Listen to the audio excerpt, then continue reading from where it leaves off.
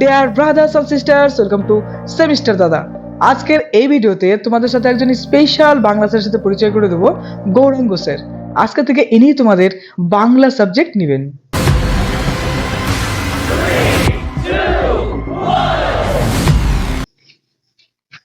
নমস্কার, আজকে থেকেই তোমাদের আমি বাংলা ক্লাস শুরু করব। দেখতে থাকো ভিডিও। আজ তোমাদের জন্য ৩ বন্দ্যোপাধ্যায়ের এক অন্যতম বন্দ্যোপাধ্যায় বিভূতিভূষণ বন্দ্যোপাধ্যায়ের পুঁইমাচা গল্প নিয়ে এসেছি, যেটি একাদশ শ্রেণীর ফার্স্ট সেমিস্টারের প্রথম গল্প এবং তার পাশাপাশি কলেজ এবং ইউনিভার্সিটিতেও এই গল্প পাঠ্য হয়ে থাকে। তো প্রথমে আমরা জেনে নেব বিভূতিভূষণ বন্দ্যোপাধ্যায়ের পরিচিতি, লেখক পরিচিতি। জন্ম ১২ই সেপ্টেম্বর ১৮৯৪ খ্রিস্টাব্দে পশ্চিমবঙ্গের উত্তর ২৪ পরগনার কাঁচরাপাড়ার নিকটবর্তী ঘোষপাড়ার মুরাতিপুর গ্রামে তিনি জন্মগ্রহণ করেছেন। তার লেখনীর বিভিন্ন বৈশিষ্ট্য রয়েছে। তিনি একদম নিতান্ত গরিব পরিবার থেকে জন্মগ্রহণ করে বড় হয়েছেন, তাই তার লেখনীর মধ্যেও এরকম একটা গ্রাম বাংলার ছাপ রয়েছে, ঠিক সেই রকমই রয়েছে প্রকৃতি চেতনা, সমাজ চেতনা, আশাবাদী, আধ্যাত্মিকতা প্রভৃতি বিষয়গুলো। তিনি উপেক্ষিতা নামক গল্প লেখার মাধ্যমে সাহিত্যের জীবনে প্রথম পা রাখেন এবং ধীরে ধীরে তিনি কিন্তু গল্প এবং উপন্যাসের মধ্যে দিয়েই একদম সবার মধ্যে পরিচিত হয়ে আছেন। তিনি একজন কালজয়ী লেখক হিসেবে কিন্তু আছেন। তার উল্লেখযোগ্য উপন্যাসগুলির মধ্যে পথের পাঁচালী, অপরাজিত, অরণ্যক, চাঁদের পাহাড়, আদর্শ হিন্দু হোটেল, ইছামতি ইত্যাদি। এছাড়াও কিন্তু তার প্রভৃতি অসাধারণ উপন্যাস রয়েছে। এগুলো হচ্ছে অনেক বেশি পরিচিত, উল্লেখযোগ্য, তাই তোমরা এগুলো নোট করে রাখতে পারো, এগুলো খুবই প্রয়োজনীয়। গল্প গ্রন্থ, তার বিভিন্ন গল্প গ্রন্থের মধ্যে উল্লেখযোগ্য মেঘমল্লার, জন্ম ও মৃত্যু, মুখোশ ও মুখশ্রী, অলৌকিক প্রভৃতি। তিনি কিন্তু শুধুমাত্র লিখনির মধ্যে দিয়ে একটা তার আলাদা পরিচয় দিয়ে গেছেন এবং তিনি বিভিন্ন রকম পুরস্কারে ভূষিত হয়েছেন।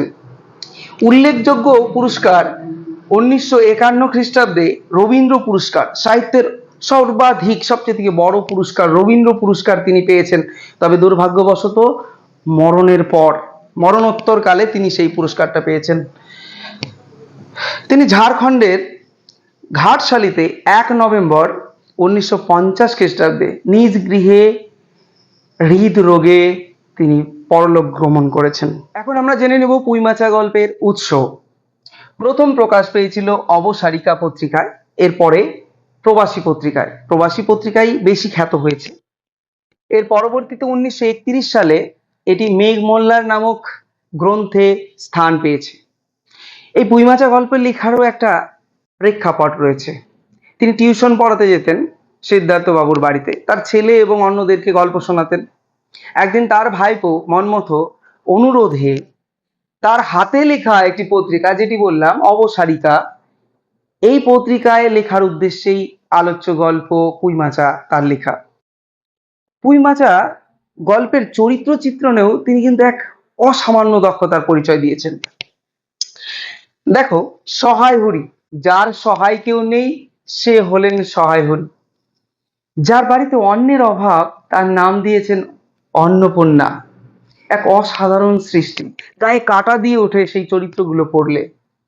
এবং তার পাশাপাশি যে চরিত্রগুলো, খেন্তি, তার ২ বোন, একদম পল্লী বাংলার একদম দরিদ্র, নীরব, শান্ত, বিদ্রোহহীন একটা সুন্দর চরিত্র উনি কিন্তু এঁকে দিয়েছেন, যেটি হয়তো অন্য কোনো লেখক পারতেন না। তো চরিত্র চিত্রণে প্রথমে আসি। একদম কেন্দ্রীয় চরিত্র ধরলে সে খেন্তি, তাকে কেন্দ্র করেই সমস্ত গল্পটা আবর্তিত হয়েছে। এই গল্পটা বলাই যায় পথের পাঁচালী হচ্ছে তার প্রত্ন প্রতিমা। অর্থাৎ প্রত্ন প্রতিমা কেমন জিনিস? অর্থাৎ একই জিনিস যাকে একটু সাজিয়ে গুছিয়ে আবার করে করা যায় নতুন করে, সেটাই হচ্ছে কি প্রত্ন প্রতিমা। যেটা এই পুঁইমাচা গল্পের একদম একই রকম ভাবে যিনি সহায় হরি, এখানে সেই পথের পাঁচালীতে তিনি হচ্ছেন হরিহর। যিনি অন্নপূর্ণা, তিনি সেইখানে মায়ের ভূমিকায় আছেন, দুর্গায় আছেন, খেন্তি দুর্গা। এরকম কিন্তু একটা সুন্দর একই মনে হচ্ছে যেন একই রকমের একটা পরিবেশ তৈরি করেছেন পথের পাঁচালীর মধ্যে। তো সহায় হরি কে, আমি এক এক করে বলছি। সহায় হরি হলেন খেন্তির পিতা, অকর্মণ্য, সেরকম কাজ করেন না, সংসারের প্রতি উদাসীন, এক গৃহস্থ দরিদ্র পরিবারের একজন, সমাজে বাস করেন। অন্নপূর্ণা, অন্নপূর্ণা হচ্ছে খেন্তির মাতা, শাসনে সোহাগে মা এবং পত্নী। যেমন তাকে দেখে সন্তানরাও ভয় পায়, ঠিক একই রকম ভাবে তার স্বামীও কিন্তু তাকে দেখে ভয় পায়। এখানে আমরা পড়তে গেলে তার প্রমাণগুলো পাবো, প্রত্যেকে পুরো গল্পটার মধ্যে কিন্তু সেগুলো রয়েছে। তিনি কর্মঠ, তিনি ন্যায় ধর্ম কর্তব্যবোধ তার মধ্যে আছে, তিনি সমাজ ভীরু। এই জন্যই কিন্তু বারবার মেয়ের বিয়ের কথা উনি তুলে ধরেছেন।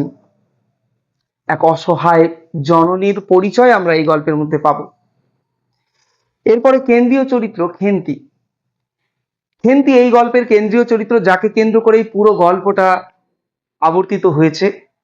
14-15 বয়সী এক বালিকা, তখনকার সমাজ ব্যবস্থায় 14-15 বছর বয়সের সেই বালিকাকে বিবাহ দিতে পারেনি বলে সমাজে যেন দায়ে পড়েছে। মেয়েটি একটু খাদ্য বিলাসী ছিল, একটু খাদ্যপটু, খাদ্য ভালোবাসতো, মানে ভোগ বিলাসী যাকে বলা হয়। এছাড়াও রয়েছে পুটি, রাধি, এ দুজন হচ্ছে তারই দুই ছোট বোন। কালিময় এবং সমাজের অন্যান্য চরিত্রগুলো রয়েছে। কালিময় চাটুর্যে, তার চরিত্র আমরা পাবো, সমাজের একজন মাথা। তাদের কথাই যেন সমাজ চলছে, আর এই সামান্য হতদরিদ্র সহায়হরীরা তাদের যেন কবলে পড়ে আছে। তারা যেভাবে চালায় এরা ঠিক সেভাবেই যেন চলছে।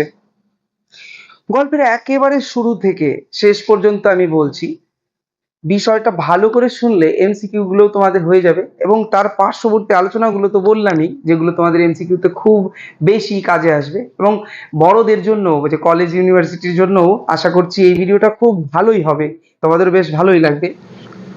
এখন আমরা শুনবো পুঁইমাচা গল্প। বিভূতিভূষণের এই গল্পের মধ্যে যে সুন্দর একটা পুঁইমাচাকে কেন্দ্রিক করে নামকরণ সার্থক করেছেন। সে পুঁইমাচা আসলে কি? গ্রাম বাংলায় পুঁইকে নিয়ে যে মাচা তৈরি করে পুঁই বেড়ে ওঠার জন্য, জাংলা বা ঝাং, সেটাই হচ্ছে পুঁইমাচা। তো এই পুঁইমাচাকে কেন্দ্র করেই গল্পর মেইন কাহিনী, মেইন লেখা। গল্পের একদম শুরুতেই সহায়রী বাড়িতে পৌঁছেই তার স্ত্রীকে বলেন, একটা ঘটি কি বাটি দাও, তারক্ষুড়োর গাছে ভালো রস হয়েছে, রস আনতে যাবে।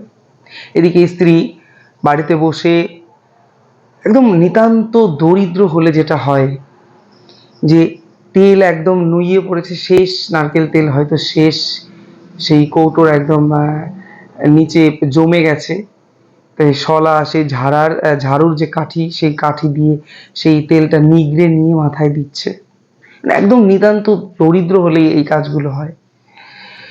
ঠিক সেই সময় যখন কোনো সাড়া দিল না স্ত্রী, কাছে গিয়ে আবার বলছে, কই দাও। স্ত্রী তখন তার উপর চটে গিয়ে বললেন, তুমি কি কিছুই শোনোনি? কি হচ্ছে সমাজে, তোমায় নিয়ে কত আলোচনা হচ্ছে, কিছুই শোনোনি? স্বামী একটু, সহায়হরী একটু অন্যভাবে জিজ্ঞাসা করলো, কি কি হয়েছে? স্ত্রী তখন বলছে, তোমায় নিয়ে চর্চা হচ্ছে, চাটুর্যেদের মণ্ডপে তোমায় নিয়ে কথা উঠছে, গুজব রটেছে, আমাদের নাকি এক ঘরে করে দেবে। তুমি এগুলো কিছুই শোনোনি?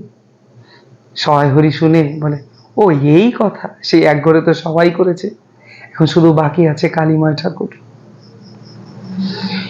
যে একটা দুঃখের মধ্যে রয়েছে, সেই বিষয়টা সুন্দরভাবে ফুটিয়ে তুলেছে।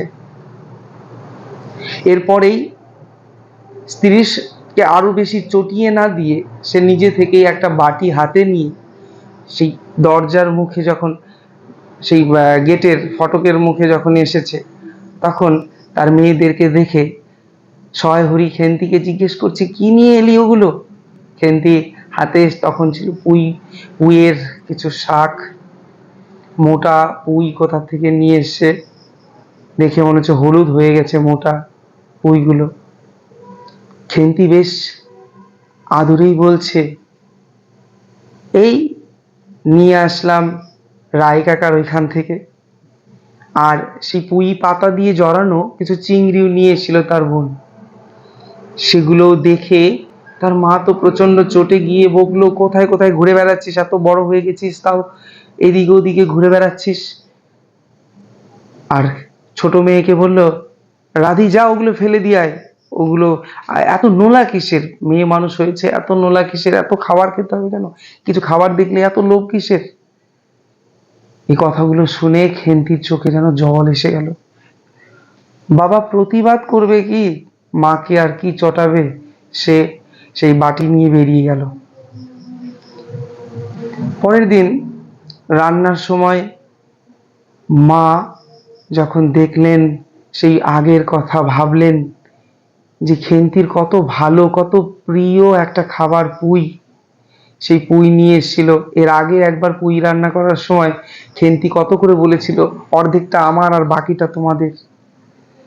মায়ের এই কথা ভেবে মা এই সমস্ত কিছু, আমি এক জায়গায় বলেইছিলাম যে শাসনে সোহাগে মা এবং পত্নী, তো এখন যেন তার মধ্যে সেই সোহাগ, তার মধ্যে সেই একটা সন্তান প্রীতি ফুটে উঠেছে। সে নিজেই গিয়ে সেই পুঁইগুলো আবার খুঁটে নিয়ে আসলো, যেগুলো রান্নার উপযোগী সেগুলো নিয়ে এসে সেই পুঁই রান্না করেছে। পুঁই যখন আসলো খেতে, মা সেই খাবার যখন বেড়ে দিল খেন্তিকে, খেন্তি সেই পুঁই চচ্চড়ি দিয়ে ভাত পুরোটা খেয়ে ফেললো, পুঁই চচ্চড়ি একদম পুরো পরিষ্কার। মা জিজ্ঞেস করলো, আর একটু দিই? খেন্তি ঘাড় নাড়িয়ে বলছে, হ্যাঁ। মা আর একটু পুঁই যখনই তার পাতে দিল, যেন তার চোখ দিয়ে জল বেয়ে আসছে। কি কারণে? এক আনন্দে। সেই আনন্দে, যে আনন্দে খেন্তি এত ভোজনপটু সেই খেন্তি খাচ্ছিল, সেই আনন্দে মায়ের চোখের জল চলে আসলো। সেই জলটা লুকোনোর জন্য মা চালের দিক থেকে যেন শুকনো লঙ্কা পাড়ছিল। মা মেয়ের মধ্যে এত সুন্দর একটা প্রেম, এত সুন্দর একটা ভালোবাসা ফুটিয়ে তুলেছেন বিভূতিভূষণ বন্দ্যোপাধ্যায়। তার লেখনীতে তো আরো সুন্দর করে লেখা। মা মেয়ের সেই সুন্দর প্রেমের কাহিনী আমরা জানতে পারলাম এখানে। এই পুঁই, এই পুঁই নিয়েই কিন্তু পুঁই মাচা গল্প।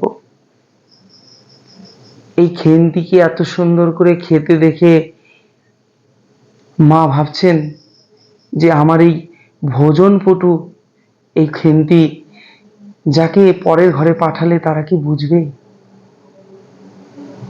এরপরেই দুদিন পরে চাটুর্যেতের সেই চণ্ডী মণ্ডপে ডাক আসে সহায় হরির। সেখানে সেই খেন্তির নিয়ে কথা ওঠে, তার বিবাহ, তার বয়স। বলতেই বলে এই বছর 13 হয়েছে খেন্তির বয়স। বলে সে বছর যাই হোক না কেন, খেন্তির বিয়ে দাওনি কেন? খেন্তির আশীর্বাদ হয়ে গেছে, তার সত্ত্বেও তুমি খেন্তিকে বাড়িতে কেন রেখেছো? আশীর্বাদ হয়ে যাও যা, বিয়ে হয়ে যাও তাই, 7 পাকে বাঁধাও তাই। এ তো উচ্ছন্নে করা মেয়ে। এরকম কথা, এরকম সমাজের আচার সহায় হরি শুনে আরো জর্জরিত হয়ে পড়ে। এরপরে কিছুদিন পরে একদিন সহায় হরি আর খেন্তি দুজনে বাড়িতে রয়েছে, আর অন্নপূর্ণা এক এক দুর্গার মা ডেকেছিল, সেখানে গিয়েছে এক বনের মধ্যে। খেন্তি চুপি চুপি এসে বাবাকে বলে, মা গেছে চলো। যাবে না? অর্থাৎ কোথাও এক জায়গায় যাওয়ার কথা বলছে। তারা গিয়েছিল সেই একটা লতা পাতানো বনে, যেখান থেকে বড় মাপের একটা মেটো আলু তুলতে। এদিকে অন্নপূর্ণা দুর্গার সঙ্গে যখন যাচ্ছিল, হঠাৎ দুর্গা একটা লেইজলা পাখি দেখে দেখায়, পাখিটির দিকে দেখায়।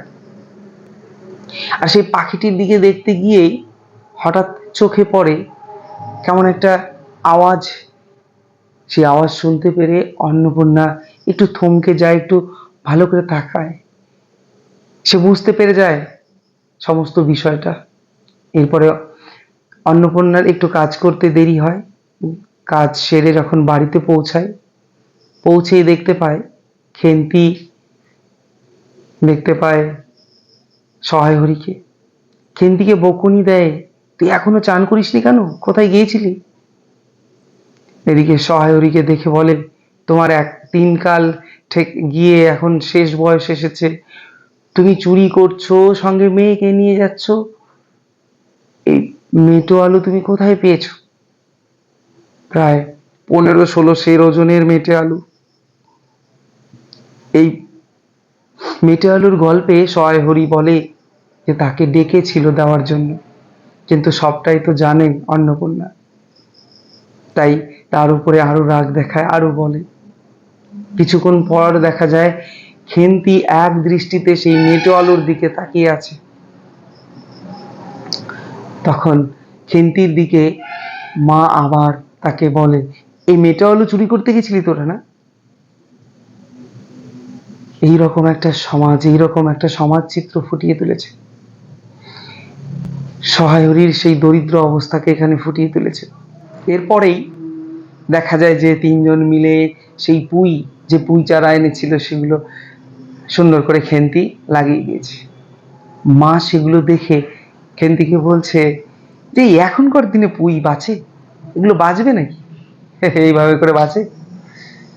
কিন্তু খেন্তি বলছিল যে আমি রোজ জল ঢালবো, পুঁই চারাকে বড় করে তুলবো। আর এদিকে মাও বলছেন যে হ্যাঁ বেঁচে যেতে পারে, রাতে তো কুয়াশাও পড়ে কিছু। এই পুঁই যে চারাটা পোতা হলো, এই পুঁইকে যেভাবে বড় করা হচ্ছে অবহেলিত ভাবেই হোক, যেভাবেই হোক, এই চিহ্নটাই কিন্তু রেখে যায়, এই চিহ্নটাই কিন্তু থেকে যায়, আমরা পাবো পুরো পুরো গল্পের শেষেও পাবো। খেন্তি সকালবেলায় উঠেই যখন যায় গোবর কুড়োতে, বাবা তাকে দেখে বলছে, এই ঠান্ডার মধ্যে একটা জামা তো পরে যেতে পারিস, যে জামাটা 2.5 টাকা দিয়ে কিনে এনেছিল এখন ছোট হয়ে গেছে। সহায় হরির সেদিকে খেয়াল নেই,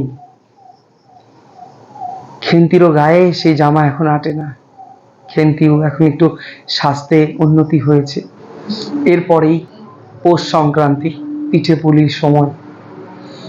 বাড়িতে পিঠে হচ্ছে, খেন্তি নারকোল কুড়োচ্ছে, একটা সুন্দর চিত্র। এদিকে পুটি, রাধি তারা চেয়ে খাচ্ছে, খেন্তি সাহস পাচ্ছে না প্রথম অবস্থায়। তারা বলছে পাশের বাড়ির সেই যারা বনিদি বড় লোক, তারা পাটি সাপটায় ক্ষীর দেয়, কত সুন্দর করে তারা পিঠে বানায়, কত মিষ্টি জাতীয় পদার্থ দিয়ে, কত রকম জিনিস দিয়ে তারা পিঠে বানায়। আলোচনায় খেন্তি বলে, আমার মা শুধু নারকেল শাঁস দিয়েই যে পিঠে করে তা তো অনেক টেস্টি, অনেক বেশি সুস্বাদু। শুধুমাত্র কি ওই ক্ষীর দিলেই পিঠে হয়? তার মধ্যে তো এর আগে একবার পাশে খেয়েছিলাম, তো পাশের বাড়ি তাদের জামাই আসার সময়, তখন তো ক্ষীর দিয়ে পিঠে খেয়েছিলাম, কেমন একটা গন্ধ করছিল, কিন্তু মায়ের পিঠের একটা আলাদা স্বাদ। মায়ের পিঠের প্রশংসা করে এদিকে খেন্তি। মা পিঠে বানায়, সবাইকে বলে যে তোরা পাতা নিয়ে বস, সবাইকে পিঠে খাওয়াবে, সবাইকে পিঠে দেয়। রাধি মিষ্টি খেতে বেশি পছন্দ করে না, তাই তাড়াতাড়ি উঠে যায়। সবার খাওয়া শেষ হয়ে গেলেও খেন্তির খাওয়া শেষ হয় না, প্রায় 17-18 খানা পিঠে খেন্তি খেয়ে ফেলে। এরপরেও মা জিজ্ঞাসা করে, আরো কি দেব? খেন্তি ঘাড় নাড়িয়ে বলে হ্যাঁ, সম্মতি দেয়, আরো কয়েকটা দেয়। খেন্তি বেশ মনের আনন্দে, এই খাদ্যপটু মেয়েটি কত মনের সুখে খাচ্ছে, তার মুখের দিকে তাকালেই বুঝতে পারা যায় যে কত তৃপ্তি মনে সে খাবার খাচ্ছে, সেই পিঠেগুলো খাচ্ছে, সে পিঠে ভালোবাসে। তখন হঠাৎ মনে পড়ে যে খাদ্যপটু, এই ভোজন বিলাসী মেয়েকে পরের ঘরে দিলে তারা কি বুঝবে? আমার এই মেয়ে কত সুখ এনে দিবে তাদের, কিন্তু তারা কি বুঝবে আমার এই খেন্তিকে? এই যে একটা সুন্দর ভাষা, একটা এত সুন্দর করে বিভূতিভূষণ বলেছেন যে তার মেয়েকে তারা কি বুঝবে? অন্যরা কি বুঝতে পারবে? অন্যরা কি সেই যত্নে রাখতে পারবে? মেয়েটি সব দিকে কোনোদিন কোনো রকম চড়া গলায় কথা বলেনি, কোনোদিন কারোর সাথে রাগারাগি করেনি। কিন্তু এই মেয়েকে কি অন্যরা বুঝবে? এই যে মায়ের প্রতি মেয়ের যে একটা ভালোবাসা ফুটিয়ে তুলেছে। যাই হোক, এরপরেই খেন্তির বিবাহ ঠিক হয়। প্রথমে একবার বিবাহ ঠিক হয়েছিল, যার সঙ্গে আশীর্বাদ হয়েছিল, ভেঙে গেছিল। সেটা ওই কালীময় চ্যাটার্জি ঠিক করেছিলেন শ্রীমন্ত মজুমদারের ছেলের সঙ্গে। আর এখন আবার বিয়ে ঠিক হয়েছে। এখন যার সঙ্গে বিয়ে ঠিক হয়েছে তার বয়স হয়তো 40-এর কম নয়, কিন্তু সচ্ছল পরিবারের, চুন সিমেন্টের ব্যবসা করে, বেশ অর্থ স্বাবলম্বী, টাকা পয়সা আছে। সেই জন্যই খেন্তির বিয়ে দিয়েছে। বয়স 40-এর কম হবে না, তাই পাছে জামাইয়ের কাছে শাশুড়িও আসতে পারছে না, মানে অন্নকন্যা আসতে পারছে না, লজ্জায়। খেন্তির বিবাহ হয়ে যায়। খেন্তি লজ্জায় বলে বাবা যেন আষাঢ় মাসেই তাকে ঘরে তোলে। আজ থেকে বলে, নাতিপুতি না হলে বাবা যাবে কেন? লজ্জা মুখে খেন্তি বলে, কেন যাবে না? যেতে হবেই, বাবা কেন যাবে না আনতে? যাই হোক, বিবাহ হয়, স্বামীর ঘরে খেন্তি যায়। এদিকে মা যখন কোনো কিছু নতুন করে তৈয়ারি করে, নতুন কিছু তৈরি করে, খেন্তির কথা মনে পড়ে, সেই ভোজন প্রিয় মেয়েটির কথা বারবার মনে পড়ে। তার জন্য মনটা কেমন কেঁদে ওঠে। এরকম করে দিন যায়। পৌষ মাসে দেখতে যায়। পৌষ মাসে খালি হাতে খেন্তি শ্বশুর বাড়ি গিয়েছে বলে শাশুড়ি কেমন কথা বলে, কেমন যেন অর্থলোভী মানুষ শাশুড়ি, তার শ্বশুর বাড়ির লোকগুলো যেন কেমন। এরপরে একদিন খেন্তি হারিয়ে যায়, সকলকে ছেড়ে মারা যায়। একদিন বিশ্বনাথ সরকারের এখানে বসে সহায় হরি গল্প করছিল। বিশ্বনাথ বাবু বললেন, তা তোমার মেয়ে কিভাবে মারা গেল? সহায় হরির মনের এতটাই দুঃখ যে চাপা রেখে বলছে, এতটাই নির্দয়ের মতো করে বলে যাচ্ছে, সেই লোকগুলো ছিল চামার, খবরটুকু পর্যন্ত দেয়নি মেয়ের নাকি বসন্ত হয়ে মারা গেছে। সত্যি এমন চামার না হলে, মেয়েকে আনতে গেলাম 250 টাকার জন্য, ঋণের জন্য মেয়েকে বাড়িতে আনতে দেয়নি, পণলোভী।